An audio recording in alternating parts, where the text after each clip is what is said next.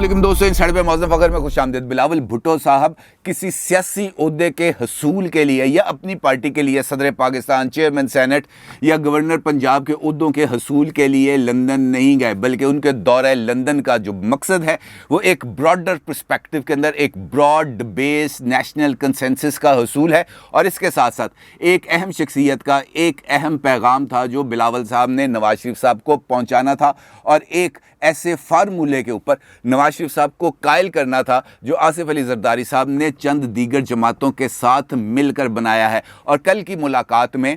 शरीक peoples party और नून league दोनों के ज़राए ने इस बात की तस्दीक की है कि कल होने वाली मुलाकात में पीपल्स पार्टी की तरफ से जो बात इस वक्त पाकिस्तानी मीडिया में बहुत ज़्यादा ज़ेर गर्दिश है कि जनाब पीपल्स पार्टी का नवाज शरीफ साहब के पास जाने का मकसद ये था कि शहबाज शरीफ साहब ने हाथ खड़े कर दिए, उनका जनाब जो कुछ आपको चाहिए था वो मैंने दे दिया, अब इससे ज़्यादा अगर आपको चाहिए तो आप नवाज शरीफ साहब से रब्ता करें, चाहे वो सदर पाकिस्तान का ओहदा है, चाहे वो चेयरमैन सेनेट की स्लॉट है, चाहे वो गवर्नर पंजाब है, जो भी ओहदा नवाज शरीफ साहब के साथ आप तय करेंगे वो हमको दे देंगे। लेकिन ऐसी कोई बात वहाँ पर हुई ही नहीं। ये अंदरूनी ज़राए ने इस बात का इंकशाफ किया और साथ साथ इस बात का भी इंकशाफ किया कि जनाब जो मुलाकात हुई है इस मुलाकात का एजेंडा बहुत बड़ा था, और ये एजेंडा बिल्कुल वैसे ही है जैसे मोहतरमा बेनज़ीर भुट्टो साहिबा के साथ नवाज शरीफ साहब ने लंदन में ही चार्टर ऑफ डेमोक्रेसी साइन किया था। ये बिल्कुल एक नया ब्रॉड बेस्ड एक अरेंजमेंट है जो आसिफ अली जरदारी साहब ने तजवीज़ किया है, और इस पर इब्तदाई बातचीत भी उनकी हुई थी नवाज शरीफ साहब के साथ। लेकिन अब एक फार्मूला नहायत कतई शेप के अंदर नवाज शरीफ साहब के साथ शेयर करना था, और यही वजह है कि कल खुद नवाज शरीफ साहब ने प्रेस कॉन्फ्रेंस के अंदर इस बात का इजहार किया कि आज एक मरतबा फिर उनकी लंदन में ही बिलावल भुट्टो साहब के साथ मुलाकात होगी, और जिस वक्त आप ये वीडियो देख रहे होंगे उस वक्त वो मुलाकात जारी होगी लंदन में नवाज शरीफ साहब की रिहाइशगाह पर, जहाँ पर कल ये मुलाकात हुई थी। अब इस सारी सूरत हाल में सवाल ये पैदा होता है कि जो कल वाली मुलाकात थी उसका आखिरकार एजेंडा क्या था। नया या तौसी शुदा चार्टर ऑफ डेमोक्रेसी किन अमूर का अहाता करेगा, पैगाम किसका था और क्यों था, और ये जो नया ये जो सोच रहे हैं अरेंजमेंट, क्या वो पाकिस्तान के लिए कुछ ज़्यादा सूदमंद साबित हो सकता है या नहीं। बुनियादी तौर पर पीपल्स पार्टी ये चाहती है कि ये जो इश्तराक अमल है, जो इस वक्त एक नेशनल बेस्ड गवर्नमेंट का एक इम्प्रेशन बन रहा है हमारे सामने, जहाँ पर माइनस PTI और काफ लीग तमाम की तमाम जो जमातें हैं वो हुकूमत के अंदर शामिल हैं, और इस तरह एक कौमी हुकूमत का जो एक तासुर है वो उभर रहा है, और ये बुनियादी तौर पर एक कौमी यकजहती का मजहर भी है। अगरचे इसके ऊपर बहुत ज़्यादा एतराज़ात किए जा रहे हैं, इमरान खान साहब इसको इम्पोर्टेड गवर्नमेंट का नाम देते हैं, इस पर गैर मुल्की साजिश के ज़रिए इक़्तिदार में आने का नाम देते हैं, लेकिन हकीकत में ये एक इस वक्त एक ब्रॉड बेस्ड गवर्नमेंट है। अब जिस तरह की सूरत हाल बन रही है, इस सूरत हाल में इमरान खान साहब ये समझते हैं कि अपोजिशन उनके मुकाबले में बिखर कर इलेक्शन लड़ेगी, और उनको अब जो अपोजिशन के जो वोट हैं वो मुख्तलिफ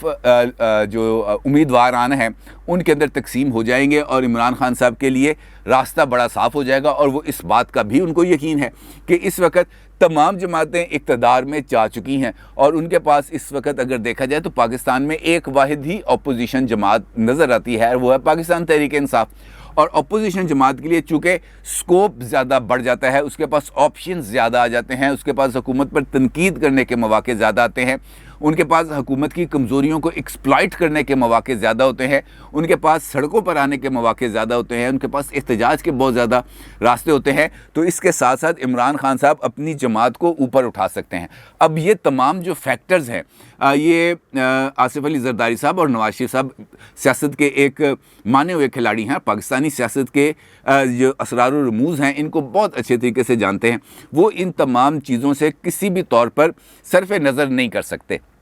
आसिफ अली जरदारी साहब ने बुनियादी तौर पर जो पहली मरतबा ये जो नेशनल बेस्ड गवर्नमेंट का खाका अपनाया था, जिसकी शहबाज शरीफ साहब ने तौसीक भी की थी, और ख़ुद कराची में जब वो गए थे और मज़ार कायद के बाहर खड़े होकर उनका ये कहना था कि इस वक्त मुल्क के हालात ऐसे हैं जिसमें कोई भी एक जमात मुल्क में ये जो किश्ती भंवर में फंसी हुई है मसाइल की, इसको बाहर नहीं निकाल सकती। लिहाजा सबको इसके अंदर अपना हिस्सा डालना चाहिए और इसीलिए उनका ये ख्याल था कि हमें एक ब्रॉड बेस्ड गवर्नमेंट की तरफ जाना चाहिए। अब जो सूरत हाल बन रही है, इसके अंदर आसिफ अली जरदारी साहब चाहते हैं कि ये जो इश्तराकी अमल इस वक्त जारी है, ये इश्तराकी अमल मौजूदा हुकूमत के इख्तिताम तक, यानी इस सेटअप के एंड होने तक, और फिर उसके बाद अगले इलेक्शंस और अगले इलेक्शंस के बाद हुकूमत साजी तक जारी रहना चाहिए। और इसके लिए जो बुनियादी तौर पर कुछ जो पॉइंट्स हैं उनको हमें तय कर लेना चाहिए ताकि आगे बढ़ सकें। आसिफ अली जरदारी साहब ये बात भी समझते हैं कि सब अपोजिशन जमातों को मिलकर इलेक्शन लड़ना चाहिए, चाहे वो अपनी अपनी जुदागाना इंतखाबी हैसियत के मुताबिक अपने अपने इंतखाबी निशान के ऊपर इलेक्शन लड़ें, ताकि लेकिन इसके अंदर इस किस्म की कुछ सूरत हाल पैदा हो जाए कि हर हलके अंदर, और ख़ास तौर पर वो हलके जहाँ पर इमरान खान साहब के लिए जीत का मार्जिन बहुत ज़्यादा कम हो, वहाँ पर जो अपोजिशन के उम्मीदवार है वो एक ही होना चाहिए और तमाम अपोजिशन को मिलकर सपोर्ट करनी चाहिए अपने एक ही कैंडिडेट की, ताकि इमरान खान साहब को इलेक्शन के अंदर टफ टाइम मिल सके। और उसके लिए ज़रूरी है कि एक ऐसा अरेंजमेंट किया जाए जहां पर सब अपोजिशन जमातें एक दूसरे को किसी ना किसी लेवल पर स्पेस दे सकें। इसके साथ साथ आपको सबको मालूम है कि पीपल्स पार्टी को बुनियादी तौर पर पंजाब के अंदर अपनी रिवाइवल चाहिए, और उस रिवाइवल के लिए ज़रूरी है कि उनके अरकान असम्बली मुंतखब हों, उनके MNAs बने, उनके MPs बने, उनके काउंसलर बने, उनके नाज़मीन मुंतखब हों। लेकिन उसके लिए ज़रूरी है कि यहाँ पर पीपल्स पार्टी लोगों के अंदर मकबूल हो सके, या कुछ ऐसा इश्तराकी अमल हो जहाँ पर पीपल्स पार्टी को भी पंजाब के सेटअप के अंदर नुमाइंदगी मिल सके। अब चूँकि पीपल्स पार्टी ख़ुद मरकज़ी हुकूमत में शामिल है और वो बाहर सड़कों पर आके अपोजिशन कर नहीं सकती, और अपोजिशन का सारा जो रोल है वो इस वक्त इमरान खान साहब ने अपने पास रखा हुआ है। लिहाजा इस सूरत में जो पीपल्स पार्टी है उसके पास सिर्फ एक ऑप्शन बाकी बचता है कि वो किसी न किसी तरीके से पंजाब के अंदर अपने लिए जो वो शेयर मुनासिब समझते हैं 15, 20, 10 हलकों का, वो अपने पास रखें, और उसके साथ साथ कुछ सूबाई असम्बली के अंदर अपनी जो सीट्स हैं उनकी तादाद में इजाफा करें। और उसके लिए भी ज़रूरी है कि उनका मुस्लिम लीग नून के साथ इश्तराके अमल हो। अब आसिफ अली जरदारी साहब ये समझते हैं कि बिलावल साहब चूँकि मोहतरमा के साहबजादे हैं, वो जब जाएंगे नवाज शरीफ साहब के पास तो नवाज शरीफ साहब उन्हें किसी भी सूरत मायूस नहीं करेंगे और उनको अकोमोडेट करने की भरपूर कोशिश करेंगे, क्योंकि नवाज शरीफ साहब बताए,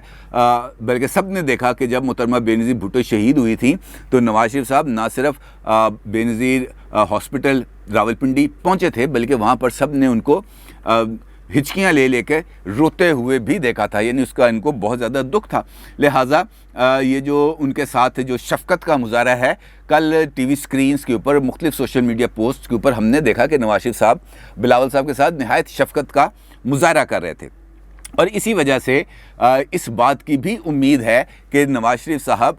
इस मामले पर भी पीपल्स पार्टी को किसी न किसी लेवल पर अकोमोडेट करने के लिए रजामंद हो जाएंगे। दूसरा, इस फार्मूले के अंदर बिलावल साहब ने जो नवाज शरीफ साहब को आगाह किया कि आसिफ अली जरदारी साहब ने अवामी नेशनल पार्टी और मैंगल साहब की पार्टी, आफ्ताब शेरपाव साहब की पार्टी, इन सब पार्टियों को लूप में ले लिया है। अब असल मसला आता है जमीयत उलमाए इस्लाम का, क्योंकि फजलुर रहमान साहब के बास मौक़े के ऊपर उनका जो स्टांस है वो बिल्कुल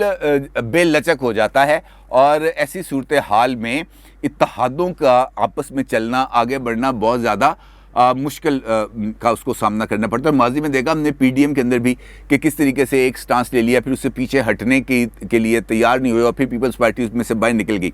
अब आसिफ अली जरदारी साहब ये समझते हैं कि मौलाना साहब को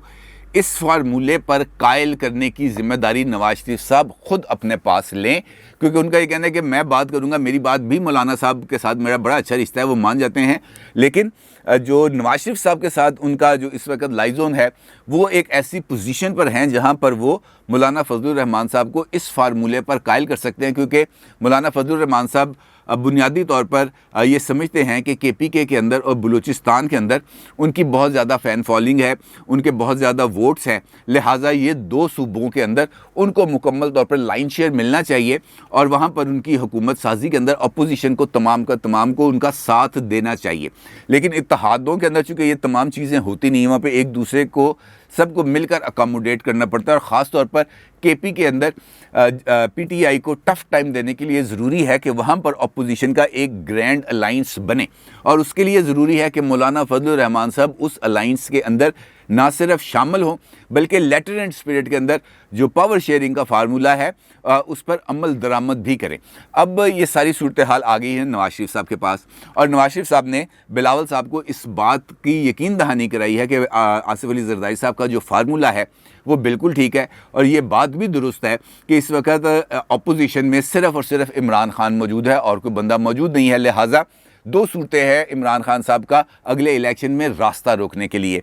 या तो हमारी कारकर्दगी, हुकूमत की कारकर्दगी इतनी बेहतर हो जाए, इस हद तक हम लोगों को रिलीफ दें कि लोग इमरान खान साहब के मुकाबले में जब हमारा कंपैरिजन करें, बेशक हम 1 साल हुकूमत में रहें, हमारा कंपैरिजन ऐसा होना चाहिए कि नहीं जनाब ये लोग बेहतर हैं, ये लोग मईशत को समझते हैं, ये लोग अवाम के मसाइल को समझते हैं और ये लोग अवाम के मसाइल को हल कर सकते हैं, इसीलिए वो उस तरफ से टूट कर हमारी तरफ आएंगे। और दूसरा ये बात भी ज़रूरी है कि हम अपोजिशन के वोट्स को तकसीम होने से बचाएं। जहाँ तक पंजाब के अंदर पीपल्स पार्टी का शेयर है उस पर नवाज शरीफ साहब ने बिलावल साहब को ये कहा कि आप मुझे कुछ टाइम दें, मैं अपने लोगों से ज़रा इस पर बातचीत कर लूँ, देख लूँ कि हम क्या कर सकते हैं क्या नहीं कर सकते, क्योंकि हमें ऑलरेडी ही पंजाब के अंदर ही तरीन ग्रुप को भी अकामोडेट करना है और अलीम खान ग्रुप को भी अकामोडेट करना है। ऐसी सूरत हाल में अगर हम पीपल्स पार्टी को भी अकामोडेट करेंगे तो बहुत ज़्यादा सवालात भी उठेंगे और पार्टी के अंदर बहुत सारी रिजेंटमेंट भी होगी, क्योंकि इस वक्त जो लोगों ने मुश्किल हालात में साथ दिया है वो ये कहेंगे कि आपने हमें मुकम्मल तौर पर ही कुर्बान करने का मंसूबा बना लिया है। लिहाजा बेहतर ये है कि ज़रा थोड़ा सा टाइम दें, हम इसके ऊपर कोई लाइन ऑफ एक्शन अडॉप्ट करते हैं, देखते हैं कि किस किस हल्के के अंदर कौन कौन से उम्मीदवार हैं, किस किस जगह पर पीपल्स पार्टी का वोट बैंक है और इसके लिए हम 2018 के इलेक्शंस का डाटा बैंक इस्तेमाल कर सकते हैं और उस पर देख सकते हैं कि हम क्या कर सकते हैं क्या नहीं कर सकते। अलबत्ता ये जो फार्मूला है इसके जो बाकी नकात हैं जिसकी बेस के ऊपर हम अगली आइनी तरामीम कर सकते हैं, आइन की रिवाइवल कर सकते हैं, जो इमरान खान साहब की तरफ से जो मुतनाज़ा कानून साजी की गई है उसको बाहर निकाल सकते हैं, उसको काला दम करा दे सकते हैं और ख़ास तौर पर इलेक्शन के हवाले से जो कंसेंसस है उसको कैसे बिल्ड किया जाएगा उस पर गौर व फिक्र के लिए आज उनकी जो मुलाकात है उसके अंदर उनको कोई पैगाम मिलेगा जो वो वापस जाके देंगे। दूसरी जानिब आपको इस बात का भी अंदाज़ा है कि बिलावल साहब का पैगाम का बुनियादी मकसद क्या था और कहाँ से आया, क्योंकि जब शहबाज शरीफ साहब की मुलाकात हुई आर्मी चीफ के साथ यानी जनरल कमर जावेद बाजवा साहब के साथ, तो उस वक्त भी ये खबर सामने आ रही थी कि कुछ चीज़ों के बारे में इस्टेब्लिशमेंट ने शहबाज शरीफ साहब को आगाह किया,